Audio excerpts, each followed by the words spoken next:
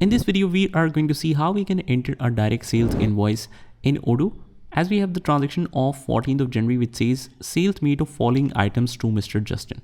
That means we are selling all the items to our customer and these are the items. Let's see how we can enter this. First of all, from the dashboard, just click on the customers and click on invoices. And here we have it as new invoice. We already have entered some. Click on new. And the invoice is against Mr. Justin. Select Justin. Date of transaction is 14th of January. So let's make it 14th. Due date is, let's say, after 15 days. And it goes straight away in the sales journal. But just make sure that you have all the product configuration set and attached to each item. Only then it will work. Because we have to make sure that when we enter the sales, it automatically affect the cost of goods sold as well in the profit and loss. So right now cost of goods sold was at 2400. Let me just show you first. So it's at 2400. So it should affect.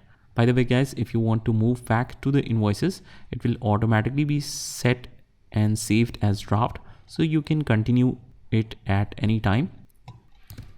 So first item is Corolla windscreen. It goes under the product sales. The quantity is 25 and rate is 560. Quantity is 25, rate is 560, and it is exempt. Civic headlights 15 and 210. 15 and 210. Next one we have is Prius filters 10 and 70, and it is exempt. So all of this is total. You can just select it on the Excel sheet. And 17,850 is the total. Right here it's mentioned. So all set. If we click on the journal items, we can see the journal entry effect of it.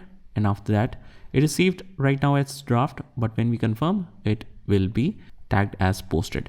So immediately we can go to the reporting and click on profit and loss in order to see the results.